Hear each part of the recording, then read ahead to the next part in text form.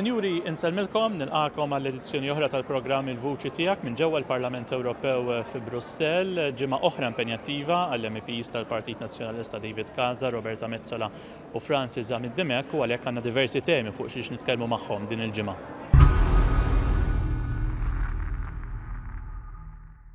Kif smajna fl-aħħar jiem l-MEP David Casa ħadem fuq id-direttiva tal-Work-Life Balance, aħna tkellimna miegħu dwar din id-direttiva kif ukoll dwar ir-rispons li kellu fil-jiem wara li din ġiet approvata mill-Parlament Ewropew. Naraw.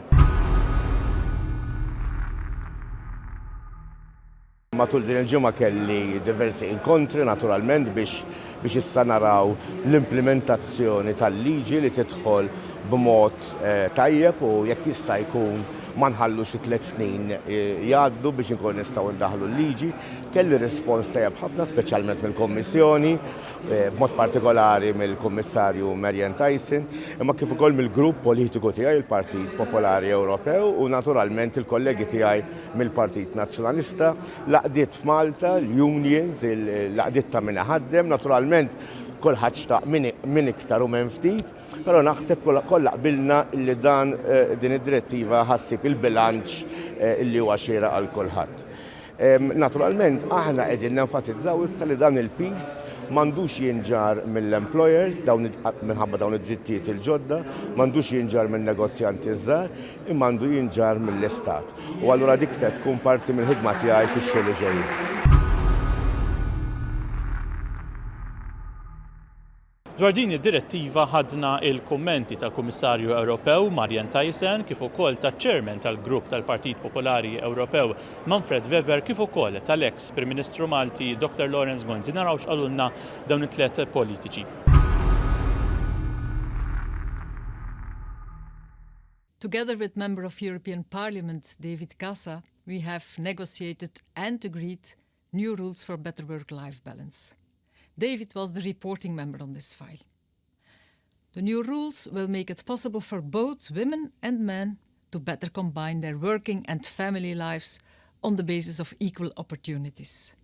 This is good news for women, for men, for families, for businesses, and therefore for social Europe as a whole. I want to thank David wholeheartedly for doing such a great job.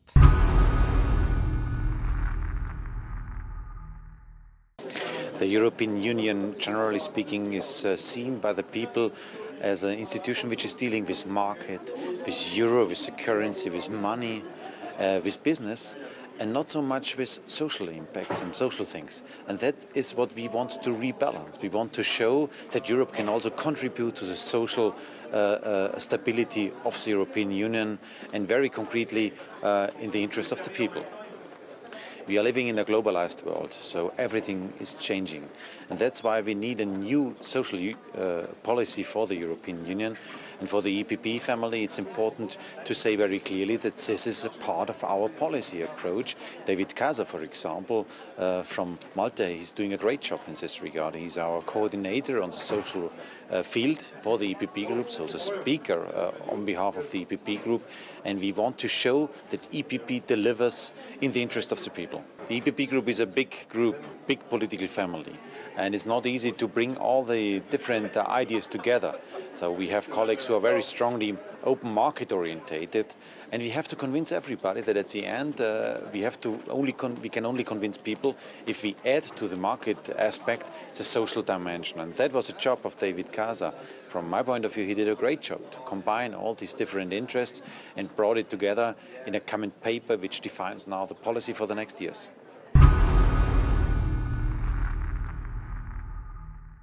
Waħda mill-iktar affarijiet importanti għalina l-koll, għall-familji tagħna kollha, għall-ommijiet, il-missirijiet, it-tfal tagħna u għall-anzjani tagħna hija l-kapaċità li fis-soċjetà tal-lum insibu l-bilanċ bejn id-doveri tagħna fuq il-post tax-xogħol biex naqgħu x'nieklu.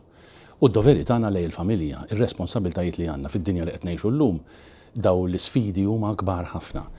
Jiena nieħu pjaċir li l-Parlament Ewropew ħal inizjattiva li indirizzadi biex nagħmlu bidliet kbar għal ġid tal-familji tagħna fl-Ewropa fil-qasam tal-bilanċ ta' bejn ix-xogħol u r-responsabbiltajiet l-oħra. Imma iktar nieħu pjaċir meta nara li dawn l-effetti sa jkollhom effett pożittiv ħafna fuq pajjiżna, fuq il-familji tagħna, għaliex il-kriterji, il-bilanċ, ir-regoli li joħorġu mill-Parlament Ewropew eventwalment se jiġu applikati anke f'pajjiżna. Il-biċċa xogħol mhijiex faċli, hija eżerċizzju qawwi biex issib dialogu u diskussjoni u ftehim bejn il-Parlament, il-Kummissjoni u bejn il-gvernijiet imbagħad indipendenti kull pajjiż. F'dawn il-ġranet, il-familji f'Maltin u Awċin qegħdin jirċievu ir-rapport annwali tal-MEP Francis Zamid-Dimek. Aħna rajna kopja ta' dan ir-rapport annwali u staqsejna l-MEP Zamid-Dimek x'inhu l-iskop warah, naraw x'qalilna. Jiena bħalissa ħafna djar diġà jirċevew jew qegħdin biex jirċievu dan ir-rapport li jkopri l-ħidma li jiena umilment għamilt fanqas minn sentejn. Kont diġà għamilt wieħed fl-ewwel 6 xhur, dan huwa rapport aġġornat isemmi l-ħidma għar-rigward tal-kanċer, għar-rigward tad-diabetiċi, negozji żgħar, kondizzjonijiet tax-xogħol importanti ħafna, kif il-ħaddiema jkunu stmati iktar u kif il-kondizzjonijiet tax-xogħol tagħhom ikunu aħjar. Nitkellem dwar il-ġurnaliżmu, dwar l-għajnuna lis-soċjetà ċivili, il-ħarsien tal-whistleblowers, u mbagħad dwar il-qasam tal-edukazzjoni, kif ngħinu lil nies li għandhom il-kondizzjoni ta' disleksja, fuq bdiewa, fuq raħħala, il-kultura li huwa suġġett għal qalbi ħafna, fuq is-sajt rikreattiv għaż-żgħażagħ, il-ħidma mod partikolari marbuta mal-Erasmus, jiġifieri dawn huma kollha elementi prinċipali mill-ħidma li jiena iva kelli l-opportunità li nwettaq matul l-aħħar sentejn neqsin fuq l-edukazzjoni u ma nistax ma nsemmix ukoll ir-rispett assolut għal ħajja fejn bl-aktar mod regolari. L-ewwel ħdimt fuq rapport li kien jolqot lil-nisa u anki l-vjolenza kontra n-nisa, imma ma nista' qatt nivvota taħt ebda raġuni favur l-abort jew xi ħaġa li b'xi mod twassal għall-abort. U hekk nimpenja ruħi li nibqa' nagħmel. Mbagħad fl-aħħar paġna nagħti wkoll rendikont ta' ċifri li għalija huma importanti ħafna fejn insemmi li fanqas minn sentejn f'Malta għamilt 148 laqgħa li għalija naħseb li kienu importanti. Laqgħat fejn tiltaqa' man-nies biex imbagħad twassal il-vuċi tagħhom ġewwa dan il-Parlament. Konferenzi kienu 16. Però mbagħad hemm numru ieħor li huwa importanti ħafna li huwa 382 emendi għal rapporti. Xi fisser dan? Jfisser li inti jkollok rapporti, jkollok leġiżlazzjoni, jkollok liġijiet li qed jiġu diskussi fil-Parlament Ewropew u għalfejn tagħmel emenda. Tagħmel emenda biex inti tressaq hawnhekk dak li jolqot lil Malta. Tagħmel emenda biex dak li jkun ser jinkiteb ikun iktar jolqot il-ħtiġiet tagħna bħala poplu u għal pajjiżna. U allura dak huwa fejn aħna nkunu Malta, jien imur Malta, niltaqa' man-nies, niltaqa' mal-għaqdiet, niltaqa' man-negozji, niltaqa' ma' daw kollha li għalihom il-ħidma tagħna qawwi importanti, bħal mija l-ħidma pereżempju anki man-negozji, u mbagħad tagħmel elementi li hemm bżonn biex dak li fil-Parlament Ewropew naqblu dwaru inkun rifless anki ta' dak li hemm bżonn f'Malta u f'Għawdex. Jiena nawgura li dan jasal fid-djar kollha, rrid ngħid li hemm kopja wkoll tiegħu fis-sit www.franciszamiddimek.eu u jekk xi ħadd jibqa' ma jirċivix u jagħmel kuntatt miegħi nassigura li nwasslu kopja.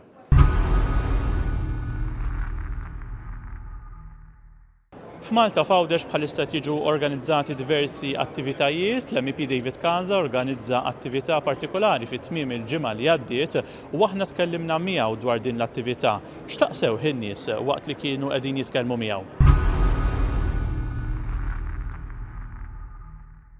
Qed ikellmuna ftit fuq kollox. Aħna fil-ħidma tagħna u hekk naturalment provajna kemm jista' jkun tul dal-5 snin ninvolvu lin-nies u nkellmuhom naturalment mal-għaqdiet tagħhom kif għamilt pereżempju work-life balance. Però n-nies qed ikellmuna wkoll fuq il-bżonnijiet tagħhom individwali. U issa li wasalna lejn l-aħħar ta' din il-leġislatura, allura iktar ħajkun qed nisimgħu mingħand in-nies.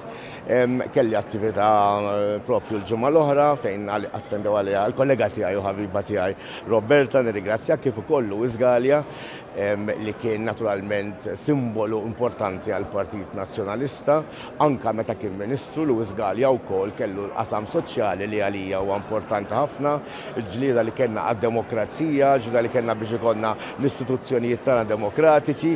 Vuol il-preżenza ta' Luis Gallia tirrifletti wkoll ħafna l-bżonn li l-Partit Nazzjonalista issa jerġa' ikun katalista f'dawk il-ġlidiet li kellna fil-passat. U allura anka man-nies li ġew nirringrazzja dawk il-mijiet ta' nies li ġew jagħtuni s-sapport tagħhom biex jisimgħu il-messaġġ tal-partit u jkomplu magħna f'din il-ġlieda importanti għal pajjiżna.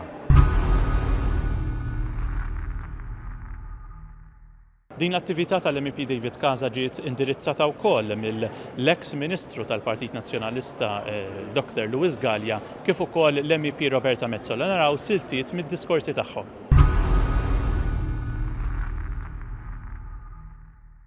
Jiena David irrid ġejtaw u ekket qabel ġejt qed jiena iva immur għax irrid ngħidlu grazzi. Nafu kemm kien ħolqa kruċjali mhux biss fir-rebħiet li għamel il-Partit Nazzjonalista matul iż-żmien tas-sebgħinijiet u tmeninijiet, kemm kien kruċjali David biex il-poplu Malti seta' jifhem u japprezza il-politika tal-Partit Nazzjonalista li nsiru membri fi ħdan l-Unjoni Ewropea.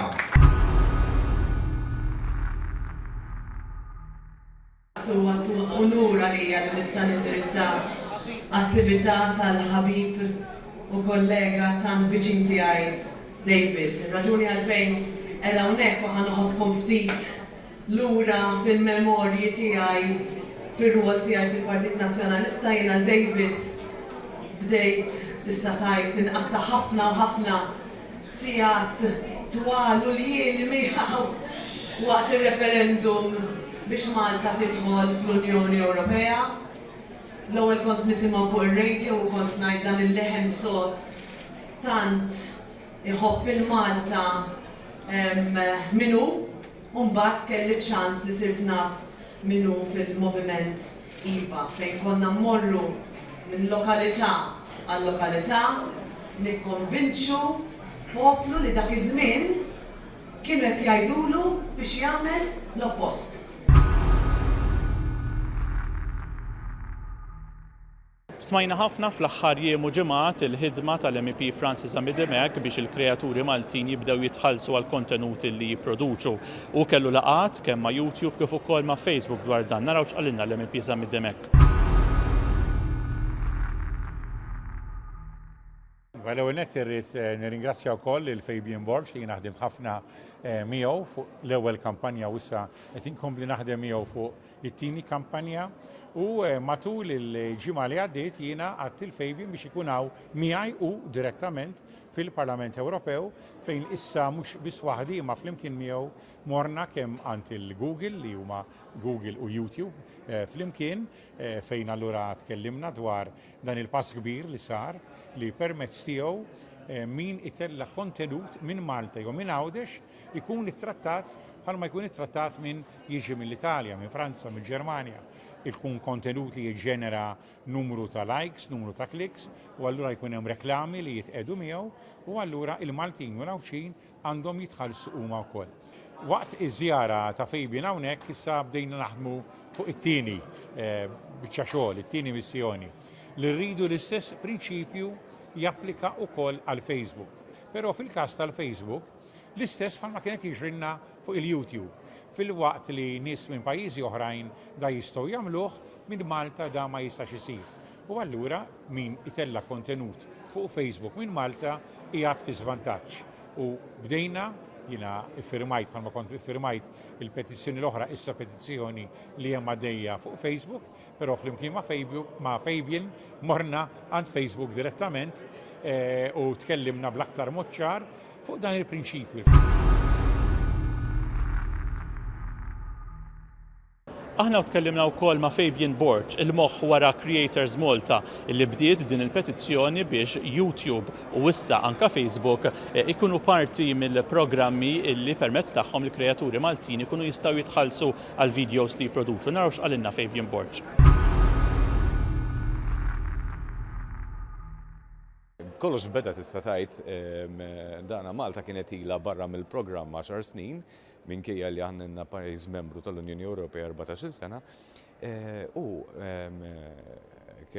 bdejt petizzjoni biex propju fuq it-talba tat-tifla tiegħi, għax it-tifla tiegħi propjament bdiet kollox, bdejt petizzjoni biex inkunu nistgħu nitlu f'dan il-programm.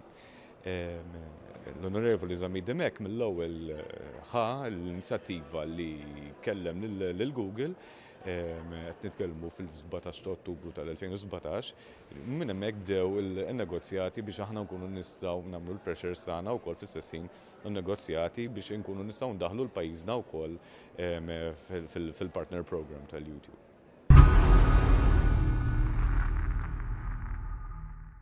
Minkejja ċokontana, l-Eurostat turi statistika qawwija li fil-fatt aħna il-pajjiż tagħna jirrenkja t-tieni post l-iktar li juża Facebook f'din il-każ. Da fost il-membri kollha tal-Unjoni Ewropea. Allura huwa importanti li aħna mmexxu u naslu jiġifieri biex il-Maltin intuhom l-istess drittijiet bħal m'għandhom il-pajjiżi Ewropej oħra.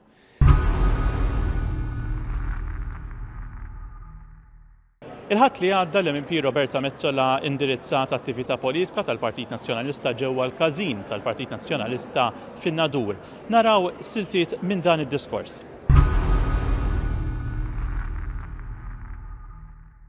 Kemmu sabiħ li nerġa' inkun magħkom għawdex mhux tabxejn li sejħula inti djamant. Kemm għandhom raġun. Illum rġajt edawdex kif ilni nagħmel kontinwament mod regolari f'dawn l-aħħar 5 snin iltqajt ma' eluf ta' awċin u minn qalbi nixtieq ngħidilkom grazzi tal-appoġġ konvinċenti li dejjem tajtuni. Grazzi tal-li qegħdin hawn. Dan jagħtini dejjem u dejjem iżjed kuraġġ u iżjed enerġija. F'dawn l-aħħar 5 snin kull ġimgħa iltqajt ma' nies fid-djarhom fuq il-postijiet tax-xogħol, fil-ħwienet, fin-negozji f'Għawdex u f'Malta u nemmen verament li l-politika trid issir qalb in-nies. U ngħid għalfejn, nemmen f'politika qalb u qrib in-nies, f'politika għan-nies, f'politika tan-nies. Qalb in-nies inħoss is-sodisfazzjon imma anki il-weġat tan-nies, in-numri u l-istatistika li l-gvern jgħix bihom ma jħorġux l-emozzjonijiet u dbatijiet tan-nies. U dawk niltaqa' magħhom jiena fid-djar, xi kultant anki fis-skiet. Nirringrazzja lilkom li għattuli ejjew anki bil-lejl, ejjew fid-dar tagħna ħalli ngħidulek u naqsmu miegħek x'inhuma l-affarijiet, id-diffikultajiet li aħna qed ngħaddu minnhom kuljum. Taf għaliex? Għaliex ma jistax ikun li ċifra pożittiva tnessi il-karba tal-muġuħ. Jiena meta jkolli wieħed mit-tifel tiegħi ma jiflaħx, ma ngħidx li għaliex ħutu jinsabu tajbin m'hemmx problema. L-attenzjoni anzi iddur anki fuq dak it-tifel li ma jiflaħx, mhux biss tiegħi biss imma tal-familja kollha u hekk ukoll għandna nagħmlu fil-politika tagħna. Rridu nagħtu każ lil kull min għandu bżonn. U għalhekk jiena nemmen bisħieħ f'ġdid ekonomiku li jilħaq lil kulħadd li verament mhux biex ngħiduha fuq il-billboard jew fir-riklami li jkollna ekonomija għan-nies. Il-pressjoni u l-piżijiet biex persuna tlaħħaq mal-ħajja qed jiżdiedu. Mhux intkom biss tgħidulna, iċ-ċifri jgħidulna. Il-kirjiet splodew niltaqgħu ma' żgħażagħ li jgħiduli biex iġibu jimorru japplikaw għall-loan biex jixtru l-ewwel proprjetà tagħhom biex jixtru flat tkun trauma għalihom. Il-ġenituri u l-anzjani qed ikollhom jixtru mediċini iżjed għoljin u dan meta l-pagi u l-pensjonijiet mhumiex qed jiżdiedu bl-istess mod. L-istatistika ta' tkabbir ekonomiku u żieda fl-impjiegi mhumiex qed ifissru li l-ġid qed jilħaq lil kulħadd.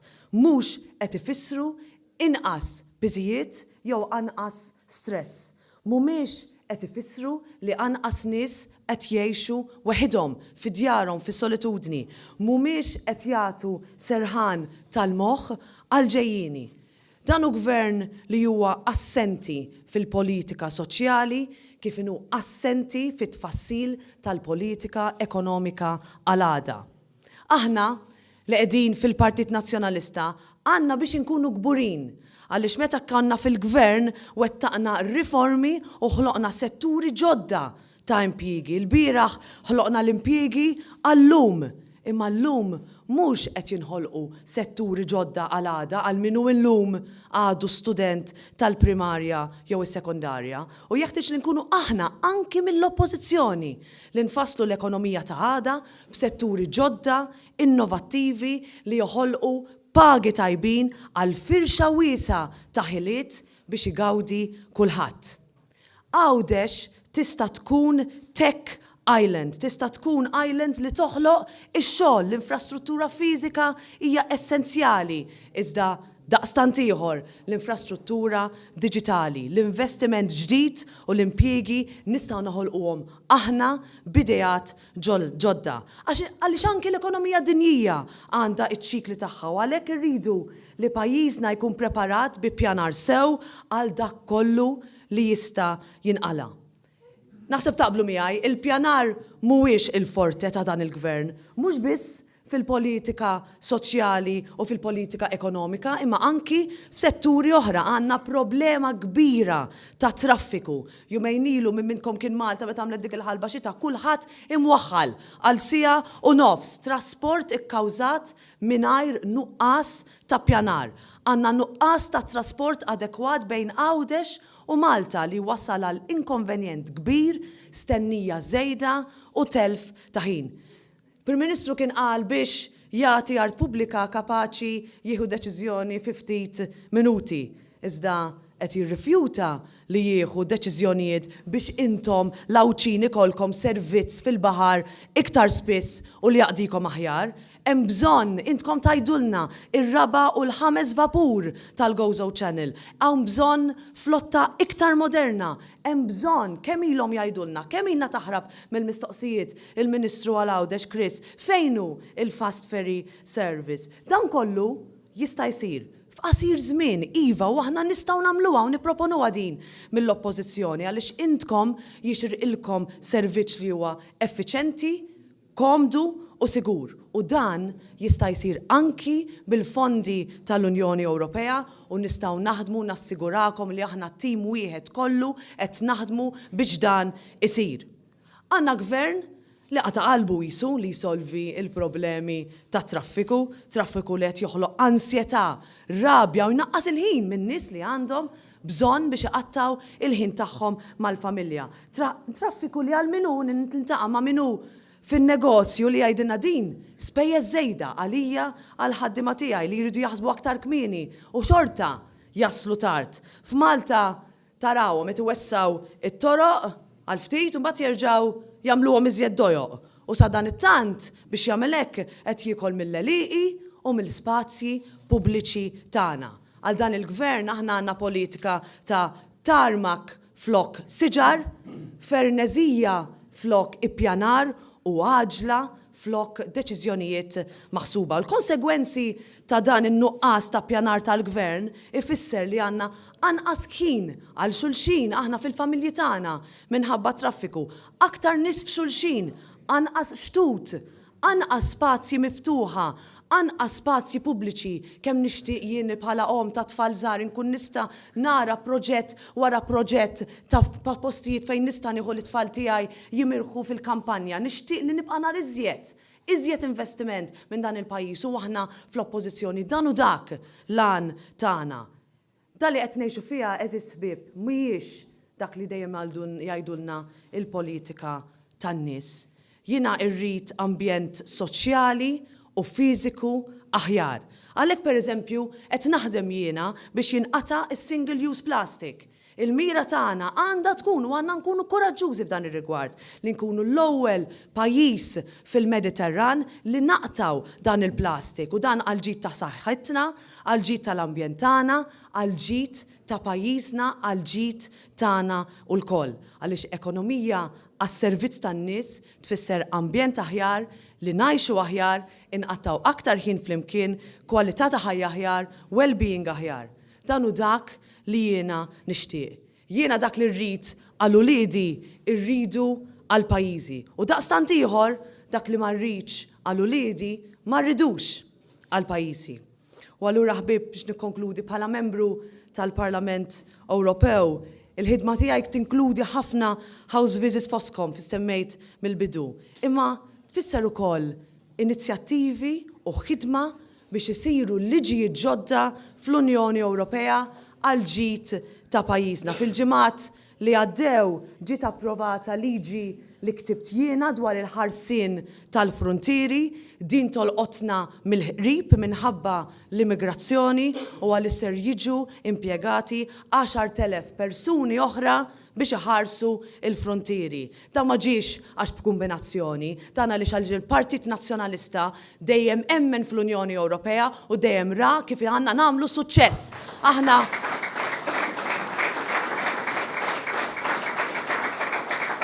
Aħna la najru u lanqas nitajru, imma l-messaġġ tagħna huwa tistgħu tajruna kemm tajruna, aħna se nkomplu nagħmlu eżattament dak li ilna nagħmlu minn dejjem għaliex dejjem ħabbejna lil Malta tagħna. Grazzi ħafna minn qalbi.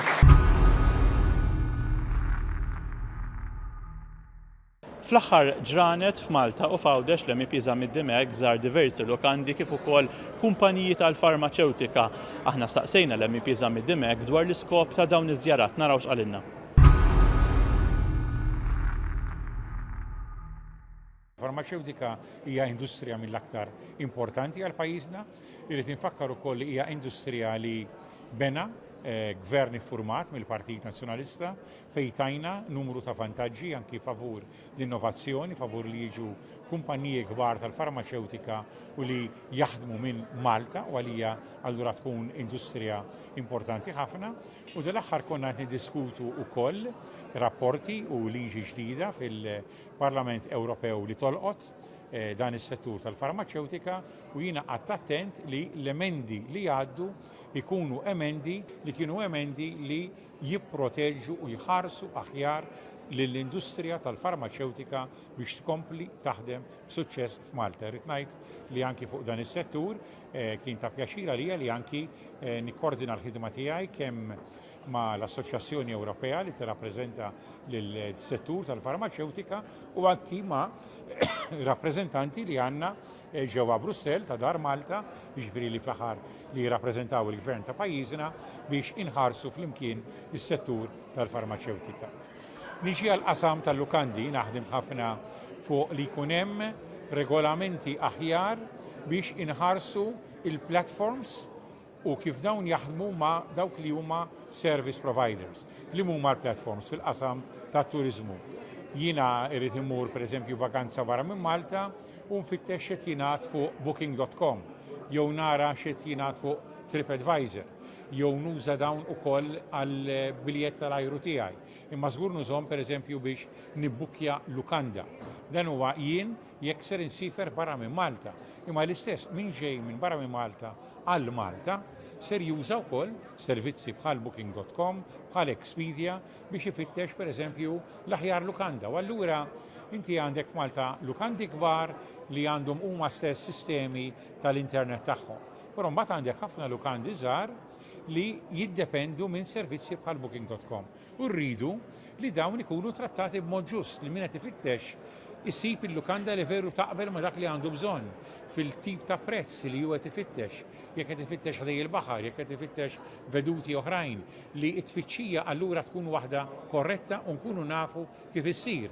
Mhux min qed jagħmel li t-tfittxija li hija jażelu lil min irid u allura anki l-konsumatur imur minn taħt. U da għas-settur tat-turiżmu f'Malta li huwa pilastru ekonomiku ieħor mill-aktar importanti għalina kien wieħed li jiena rrid inħares u li l-ħidma kollha li għamilt fuq din direttiva għamilta billi ltqajt mal-lukandira ta' Malta, ma' tour operators, ma' min qiegħed fis-settur tat-turiżmu u wkoll wassalt il-vuċi tagħhom u issa kuntent li din il-liġi oħra ġdida Ewropea fil-fatt ikkonkludejta fil-livell tal-Parlament Ewropew imma anki fit-trialog, ġifieri fid-diskussjoni mal-Kummissjoni u mal-Kunsill Ewropew.